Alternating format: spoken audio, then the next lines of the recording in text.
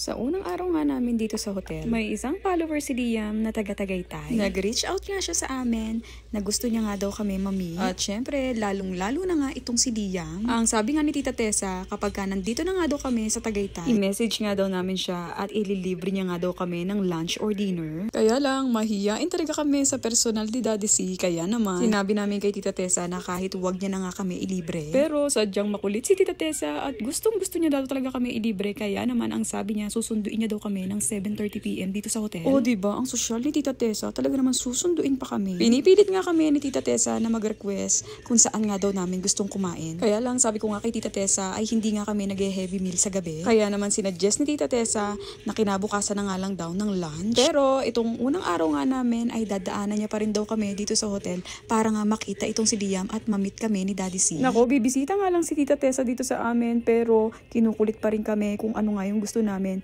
na dalhin niya. Pinagre-request niya nga kaming pilit para nga dalhin dito sa hotel na pinag-i-stayan namin. Kaya naman sa kakulitan ni Tita Tessa ay hinayaan ko na nga si Liam ang mag-suggest kay Tita Tessa. Sabi nga ni Tita Tessa ay 7:30 PM nga siya pupunta dito sa hotel at doon nga kami magmi-meet sa lobby. Fast forward nga, saktong 7:30 PM nga ay nag-chat sa akin si Tita Tessa na nasa lobby na nga daw siya. Kaya naman agad-agad ay bumaba na nga kami ni Daddy C, Liam, si Riley at ako. Nako, pagdating nga namin sa lobby ay nakilala nga agad kami ni Tita Tessa at nilapitan niya nga agad kami. Nako, sa totoo lang ay hiyang-hiya talaga kami ni Daddy C dahil nga first time lang din talaga namin makipag-meet outside ng follower ni Liam. Chika-chikahan nga lang din kami at sa pagchichikahan nga namin ay ino-offer nga sa amin ni Tita Tessa yung place nila sa Nasugbu na kung saan meron silang resort. O diba, talaga naman napakabongga ni Tita Tessa at papahiramin pa nga kami at pag-i-stayin pa nga kami dun sa place nila sa Nasugbu. Mas bonggang-bongga pa nga, kaya lang nakakahiya dahil for free niya daw iyon ipapahiram sa amin. Naku, sinabi ko nga kay Tita Tessa na ganito lang talaga kami ni Daddy C pero sa totoo ay sobrang mahiyain talaga kami sa personal.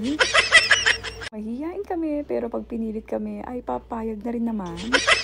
Nako, ang dami ko nang nakwento sa inyo. Mapunta nga tayo dito sa mga ginagawa ni Liam. Merong ang playhouse dito sa hotel, kaya naman sa unang araw nga namin dito at kahit gabi na nga ay dinala nga namin dito si Liam. After nga namin i-meet si Tita Tessa sa lobby, dinala nga lang muna namin sa room ang pasalubong ni Tita Tessa. At the same time, binihisan nga namin ito si Liam dahil gusto niya nga sana mag-swimming. Kaya lang, pagkababa nga namin ay medyo malamig nga dito ngayon sa Tagaytay, kaya naman ang sabi namin ni Daddy C ay bukas na nga lang siya mag-swimming. Kaya naman dito kami dumiretso sa playhouse at hindi na nga namin napalitan itong si Liam. 9 PM nga magsasara itong playhouse at sa mga puntong ito nga ay 8:34 na din. Kaya naman sa sandaling oras ay pinayagan na nga namin itong si Liam na makapaglaro dito. Meron yung bayad dito ang kids ng 150 per head at yung 150 na yon ay one-time payment lang na kung saan unlimited play na nga siya kahit na ilang araw pa kayo naka-check-in dito sa hotel. Free nga ang guardian dito, pati na rin si Riley. At yung carousel nga na sinakyan ni Liam at saka ni Riley ay 50 pesos per ride. 10 minutes na nga lang ay magsasarado na nga itong playhouse. Kaya naman, niyaya na nga namin itong si Liam na bumalik na nga kami sa room. Pagbalik nga namin sa room ay agad na nga nag-body wash itong si Liam at pinalitan ko na nga siya ng damit. At pagkatapos nga ay nagyaya itong si Daddy C at si Liam na bumaba daw kami at pumunta nga daw kami dito sa cafe ng hotel. Chocolates nga lang kasi ang mga dala namin at wala kaming dalang chips. At nakita nga ni Daddy C na may tindahan nga daw dito ng chips. At nung nakarating na nga kami dito ay nako, ang lahat ng tinda dito ay talaga naman kala mong may halong gold.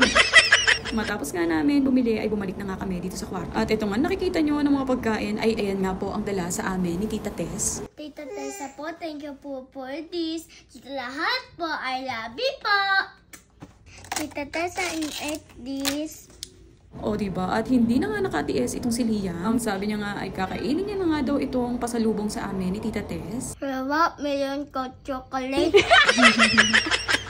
Nako, kaya naman gusto ko nga magpasalamat kay Tita Tess dito sa pasalubong na ibinigay niya sa amin. Nakita niyo naman po, Tita Tess, talaga naman kahit nahihiya-hiya pa nga ito kanina, talagang kinain niya na nga agad pagdating pa nga lang dito sa kwarto. So, yun lang guys. God bless you all. Ingat po kayo palagi.